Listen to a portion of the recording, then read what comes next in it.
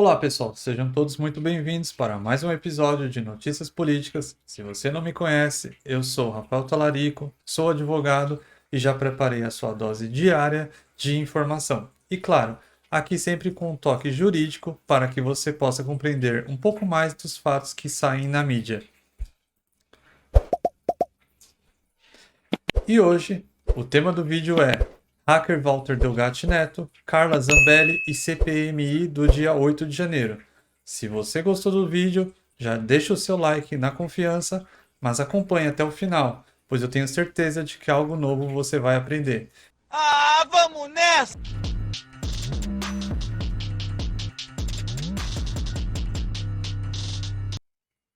Bom, antes de mais nada, para que possamos compreender como as coisas chegaram ao ponto que estão, primeiramente precisamos lembrar quem é Walter Delgatti Neto, mais conhecido como hacker da Vaza Jato.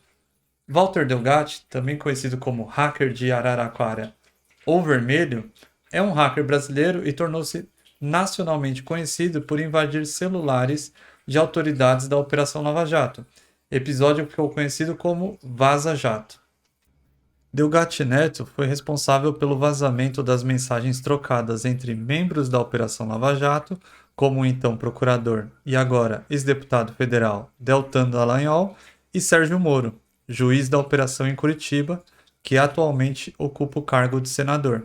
Na época, as mensagens foram amplamente divulgadas pelo Intercept Brasil, comandado por Glenn Greenwald, onde se buscou utilizar falas e conversas particulares de forma sensacionalista para tentar incriminar os agentes e autoridades responsáveis por cuidar dos casos envolvendo políticos ligados à Operação Lava Jato. As tentativas de incriminação fracassaram, mas as narrativas criadas para beneficiar o ex-presidente Lula desempenharam um papel crucial nos julgamentos conduzidos pelo Supremo Tribunal Federal, que resultaram na declaração da suspeição de Moro nas condenações de Lula, como todos nós sabemos. Sabendo então quem é a figura de Walter Delgatti, hacker da Vaza Jato, uma peça central para o retorno de Lula para a política, o que teria ele a ver com a CPMI que investiga os atos ocorridos em 8 de janeiro de 2023? Acontece que, segundo algumas investigações apontam, a deputada federal Carla Zambelli teria intermediado uma reunião entre o hacker e o então presidente Jair Bolsonaro para, supostamente, conseguir invadir as urnas eletrônicas e provarem que as eleições poderiam ser fraudadas. Além disso, a deputada Carla Zambelli é acusada de efetivamente ter contratado os serviços de Walter, inclusive tendo providenciado o pagamento de quantias a ele. A deputada nega as acusações e diz que a relação de ambos se tratava apenas de um trabalho para a manutenção de suas redes sociais. Narrativa que se mostra cada vez mais fragilizada diante dos novos elementos e provas que vêm sendo apresentadas. Você mentiu! Mentiroso! No último dia 17, Walter Delgatti atribuiu ao presidente Jair Bolsonaro orientações para manipular urnas eletrônicas, além de ter assumido a autoria de um suposto grampo realizado contra o ministro do Supremo Tribunal Federal, Alexandre de Moraes, e de ter participado de reuniões com o Ministério da Defesa. As declarações de Delgatti na sessão do colegiado, que ainda seguem em andamento, devem servir de combustível para o plano da base do governo Lula de convocar o próprio Bolsonaro à comissão. Em um dos momentos mais aguardados, a sessão foi marcada por bate-boca entre Walter Delgatti e o atual senador Sérgio Moro. Vamos conferir esse trecho. Senhor Delgatti, nós tentamos levantar aqui a sua ficha corrida, seus antecedentes criminais. Confesso que tivemos alguma dificuldade, porque ela é bastante extensa. Caralho, o maluco é brabo. Porra! Eu perguntaria quantos processos por crimes de estelionato o senhor respondeu ou responde?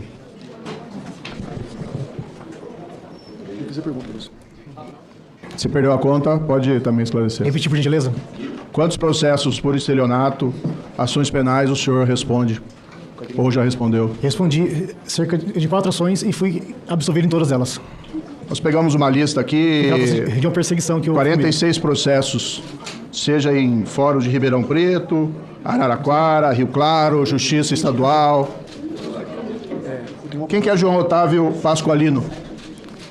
Era um gestor de um banco que ele citou meu nome e na audiência, segundo ele foi coagido a falar meu nome porque em Araraquara eu sofri uma perseguição de um promotor e um delegado. O senhor foi condenado nesse processo. Eu fui O senhor disse que foi inocentado. absolvido. Não, eu tenho acordo aqui, o senhor foi condenado. Fui inocentado. Consta aqui no processo. Em João segunda instância, Otávio, o processo foi dado como prescrito. mantendo a condenação do senhor. Não. O senhor foi condenado e depois não foi aplicada a pena porque houve a prescrição. Mas o condenado. acordo é condenatório. Eu vou ler aqui para o senhor. Eu quero fazer uma pausa aqui nesse momento, porque é importante isso que aconteceu, que o Moro falou. Houve a prescrição, mas ele foi condenado. O que significa isso? Significa, na verdade, que o Estado foi tão ineficiente, mas tão ineficiente, que mesmo após a condenação não é possível mais aplicar a pena no qual ele foi condenado. Porque o que acontece? O nosso Código de Processo Civil, ele determina que o Estado, que é o detentor do poder, tenha um tempo no qual ele possa punir a pessoa que eventualmente cometeu um crime. Não é eterno esse tempo, para também não haver injustiças. E no caso aqui, ficou claro que ele foi investigado, ele foi denunciado e após o processo, em primeira instância e em segunda instância, ele foi condenado. Porém, por conta da ineficiência do nosso judiciário, ele acabou tendo o tempo da pena dele prescrito, né? Da pena dele não, né? Do processo prescrito. E o que acontece? Ele não sofreu a sanção do Estado, mesmo sendo responsável pelos crimes no qual ele tinha cometido. E isso é importante notar, porque a gente faz um paralelo com relação ao caso do Lula, que o próprio Sérgio Moro julgou. Ele julgou em primeira instância com base nas provas e entendeu que o Lula era condenado, era culpado. O Lula recorreu para a segunda instância, para o TRF do Rio Grande do Sul, onde os desembargadores, que não eram amigos do Moro, não tem nenhuma relação com ele, entenderam que sim, a sentença de primeira instância foi correta e o Lula deveria ser condenado novamente. Tanto é que eles aumentaram a pena. E daí o Lula recorreu para o Superior Tribunal de Justiça, que também entendeu que nada estava de errado com a sentença dada pelo Moro. Porém, todos nós sabemos que lá para frente aconteceu do quê? Dos ministros do STF entenderem que, na verdade, não era o Moro que deveria ter julgado o caso do Lula. Quem deveria ter julgado o caso do Lula era uma vara em Brasília. Então, o processo dele foi anulado, as decisões foram anuladas, e daí deveria se remeter de novo o caso dele para a primeira instância. Ou seja, não foi inocentado. Na verdade, as decisões foram anuladas para que se fosse julgado na vara correta.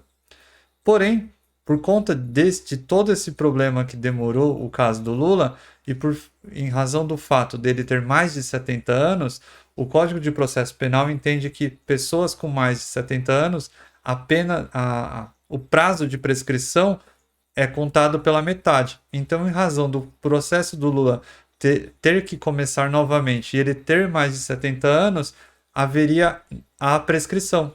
Então, foi o que aconteceu no caso do Lula.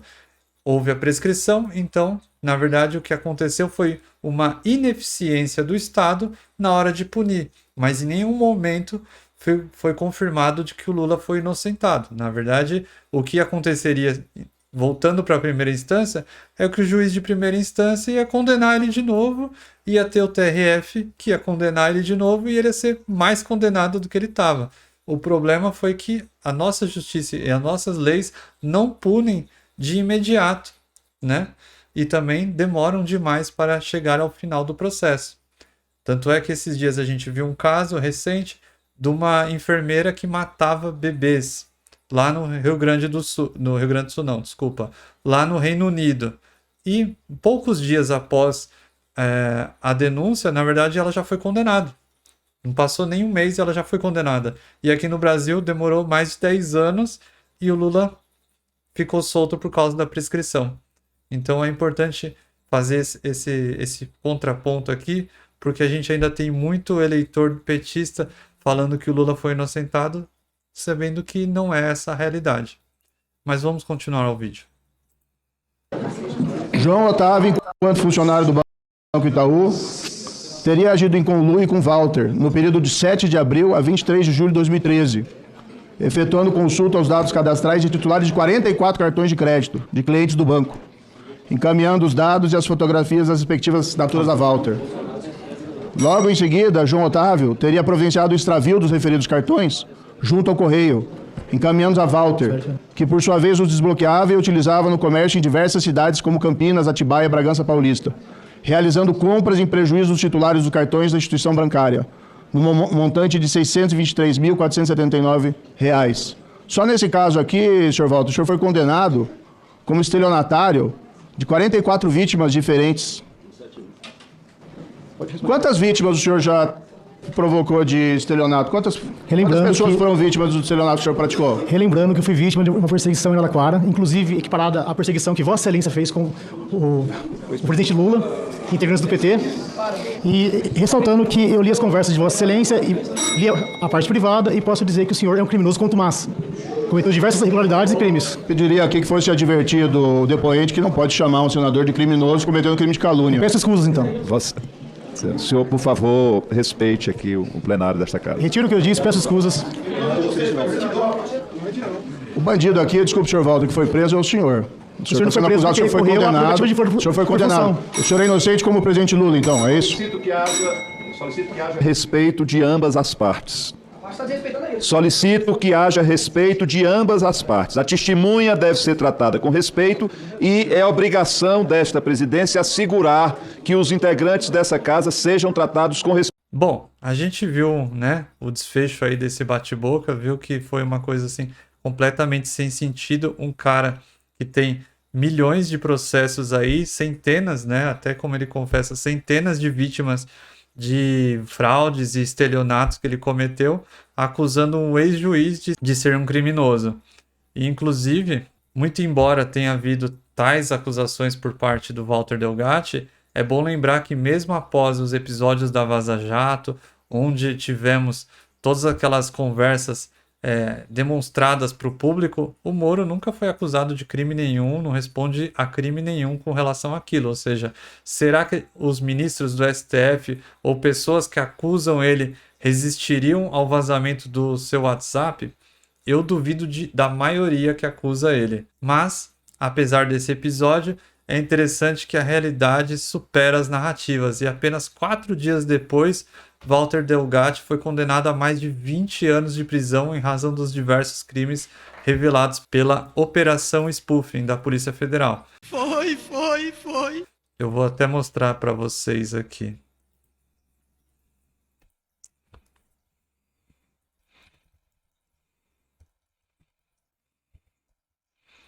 Tá aqui, né? A narrativa dele é de que o Moro é um criminoso. Mas, na verdade, 4 dias depois desse acontecimento aqui, foi ele que foi condenado a mais de 20 anos de prisão. Isso aqui é Brasil. Aqui é o Brasil! Bom, em resumo, aqui está um compilado de tudo que você precisa saber para estar bem informado a respeito desse assunto. E se assim como eu, você também é uma pessoa que adora assuntos relacionados à política, mas está de saco cheio de jornalistas militantes, seja para um lado, seja para o outro, aqui é o seu canal.